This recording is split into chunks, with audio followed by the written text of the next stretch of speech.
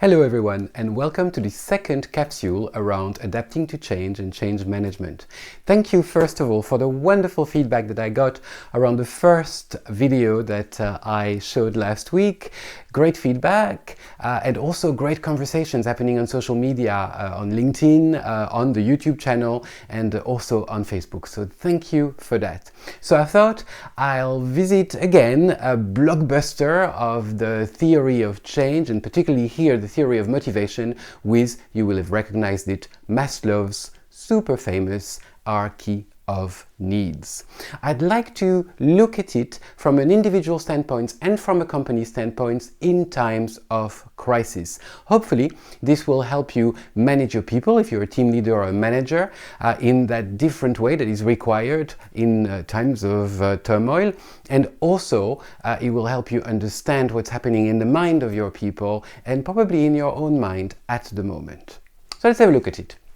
Maslow's pyramid of needs starts with the physiological needs, and his theory is that the physiological safety, love and belonging needs, being basic primary needs, they will need to be fulfilled first before the individual focuses time or energy on the higher needs, esteem and self-actualization. Obviously, the physiological needs is about being healthy, having enough air, enough water, and enough food to be able to survive. Safety needs is about being safe, being secure, having a roof over your head, being sheltered from the storm. The love and the belonging needs are about being part of a community that supports you and that loves you. And when we get to esteem and self-actualization, the higher needs, it's really individually about success, recognition, and also about personal growth, personal vision, and achieving your own personal purpose. Now, from a company standpoint, it's really very much the same. A lot of the time in the last 20 years, when everything was going wonderfully well, even in 2008, was spent around purpose, vision, and growth. The success of the company was a key priority. And of course, support, team spirit, and collaboration in great companies was always a focus because it's needed to achieve success and to achieve growth. Now, it's a little bit like the pyramid has turned itself on its head. In times of crisis, what's becoming much more important than ever before are the basic needs. So personally, first of all, you're probably much more focused on your health now than a few weeks ago if you were healthy at the time. Job security is probably becoming very important for you, and if you're a team leader, it's probably a very important part of the motivation of your team. So something to be considered here. And support, team spirit and collaboration, if it wasn't that high on the agenda, has become paramount nowadays. And I've seen great examples of people caring for each other and supporting each other in times of crisis.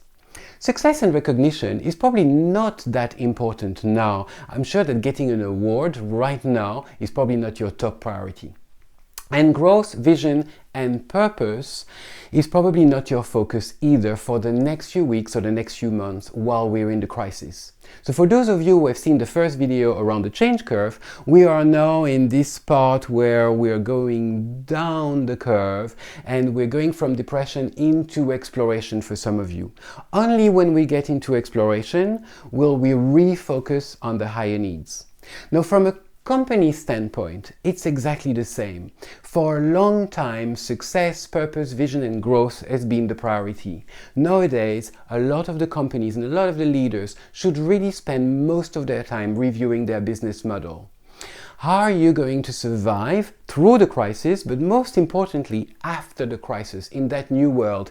Is your business model truly adapted to that new world? So a lot of great leaders are actually spending a lot of time strategizing at the moment around this. Is your company safe? Have you got sufficient cash flow to survive the crisis and to be able to manage the company after the crisis? Is there support, team spirit and collaboration within your company?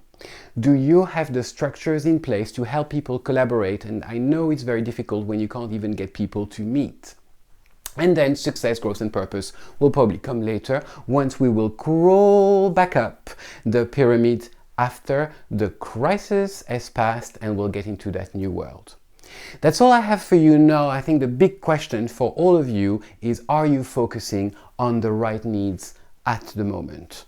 Next time, I will talk to you about spiral dynamics. It's a great overarching theory of change, which I'm sure will help you understand where we're going and picture maybe already an image of what this new world will look like. Thank you very much for listening, and most importantly, stay home and be safe.